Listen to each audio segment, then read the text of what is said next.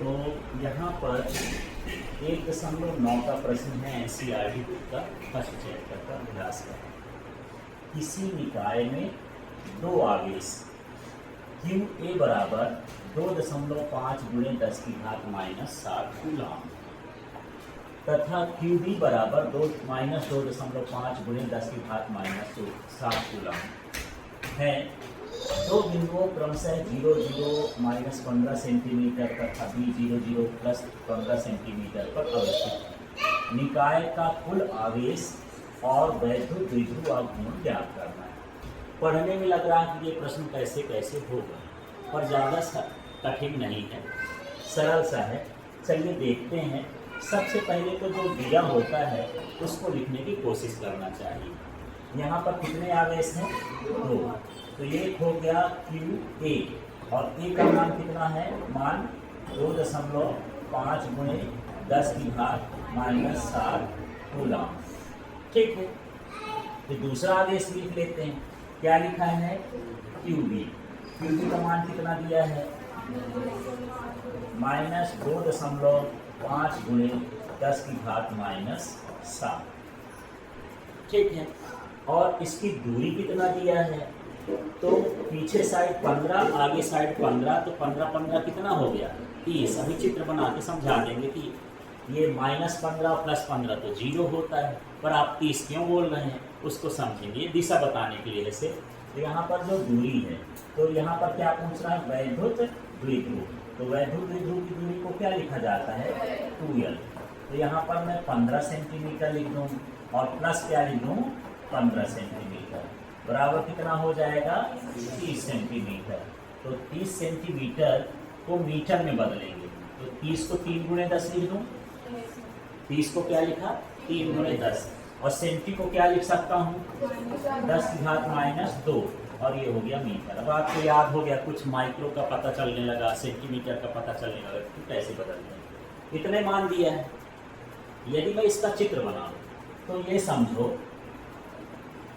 कि इस तरह से कोई हमारे पास एक अक्ष है। यहाँ पर 3 मान दिए हैं ना? कितने मान दिए हैं? 3। तो ये जो बिंदु दिए रहते हैं उसका मतलब ये है कि पहला मान x का, दूसरा मान y का और तीसरा मान क्या होता है? z का। ठीक है। तो ये x, y, z, ये x, y, z। तो x का मान यहाँ क्या है? 0। यहाँ भी क्या है? 0। y का मान क्या है? 0। और यहाँ भी y का मान क्या है? 0। और यहाँ पर ये z है। मान लेते हैं z वाली रेखा यही। ठीक है। z वाली रेखा यही है।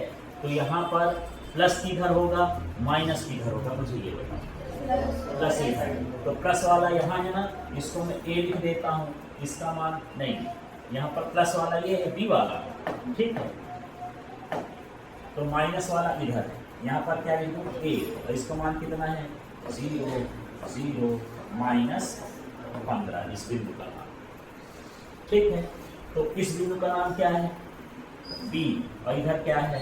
0, 0 और कितना हो जाएगा? +15। तो यहाँ पर कौन सा बिंदु है? A। और यहाँ पर क्या है? B। तो यहाँ पर कौन सा आवेश होगा? QA। यहाँ पर क्या हो जाएगा? QB। और इस पूरे की डिस्टेंस कितनी हो गई थी? मैं डिस्टेंस की बात करूँगा तो, है ना, ये दिशा बता रहा है। इस बिंदु से इधर 15 है, उधर 15 है, तो कुल मिला के कितना हो जाएगा? 30 हो जाएगा। तो इसकी कितनी हो जाएगी? 30 सेंटीमीटर। चित्र ऑप्शनल है, आप बनाना चाहो तो ठीक है और न बनाना चाहो तो भी ठीक है। तो मैं चित्र हटा दूँ। समझ में आ गया कि कैसे कैसे 30 आ गया, कैसे कैसे कंडीशन बनी हुई है। चलिए, तो इस तरह से यहाँ पर मुझे A का मान पता चल गया, आवेश के B का मान पता चल गया, 2L का मान पता चल गया। ठीक। अब यहाँ पर जो बोलता है उसके हिसाब से कहते हैं। निकाय का क्या पूछ रहा है? कुल आवेश। तो यहाँ लिख देंगे निकाय का कुल आवेश। वैसे वैद्युत द्विध्रुव का कुल आवेश कितना होता है? एक पॉइंट लिखाया था, वैद्युत द्विध्रुव का कुल आवेश कितना होता है? 0। क्योंकि दोनों तरफ कैसे होते हैं? बराबर और विपरीत आवेश। टेस्ट करना है कि 0 होता है कि नहीं होता है। कुल आवेश का मतलब इस आवेश और इस आवेश को क्या कर देना है? जोड़ देना है। तो ऐसा करते हैं। ये लिखा QA और प्लस क्या हो गया? QB। मान रख लें। QA का मान बताओ? 2.5 गुणे 10 की घात माइनस 7, ठीक है, प्लस क्यूबी का मान बताओ माइनस, तो कोष्टक में लिख दो, माइनस है तो 2.5 गुणे 10 की घात माइनस 7। अगला चाहो तो कोष्टक खोल सकते हो, 2.5 गुणे 10 की घात माइनस 7 प्लस माइनस माइनस 2.5 गुणे 10 की घात माइनस 7 और बराबर। अब देखो दोनों एक जैसे हैं, दोनों में 2.5 गुणे 10 की घात माइनस 7 है, उसमें घटाओगे तो कितना हो जाएगा, 0 हो जाएगा। और आप कॉमन याद रखो कि वैद्युत द्विध्रुव का हमेशा जो कुल आवेश होता है, नेट आवेश होता है, क्या होता है, शून्य। खाली स्थान में भरने के लिए भी आ जाता है ये, ठीक। अब दोबारा क्या बोलता है, विद्युत द्विध्रुव आघूर्ण, तो यहाँ पर मैं लिख देता हूँ विद्युत द्विध्रुव आघूर्ण। क्या सूत्र होता है यार, P बराबर कुछ याद है, P बराबर Q इंटू 2L, ये सूत्र होता है। यहाँ पर Q का मतलब होता है आवेश का परिमाण, Q का मतलब क्या होता है, आवेश का परिमाण, माने बिना चिन्ह के आवेश का मान। तो यहाँ पर दोनों तो सेम ही है, कोई भी आवेश ले लो, ना आपको प्लस से मतलब है ना माइनस से, संख्या से मतलब। तो यहाँ पर क्या ले लूँ मैं, हाँ, Q का मान कितना हो गया, 2.5 गुणे 10 की घात माइनस 7। यदि मैं माइनस वाला लूंगा तो यहाँ माइनस लगाना है क्या, नहीं लगाना, चिन्ह नहीं लगाना होगा। सदिश रहे ना, ये सदिश राशि, सदिश राशि में चिन्ह नहीं लगता, ठीक। अब बताओ गुणे क्या लिखा है, 2L का मान देखो कितना है, इसको थोड़ा सा और आगे हल करते ना यार, 3 गुणे 10 की घात माइनस 1 मीटर, ऐसे होगा। यहाँ 10 की घात 1 ना है, कुछ नहीं है, तो 1 और में माइनस 2 प्लस करोगे तो क्या हो जाएगा, माइनस 1, ठीक। तो अब मैं क्या लिखूँ यहाँ, 3 गुणे 10 की घात माइनस 1। अब इसको हल कर देते हैं, तो बड़ा सीधा सा हल तो दिख रहा है।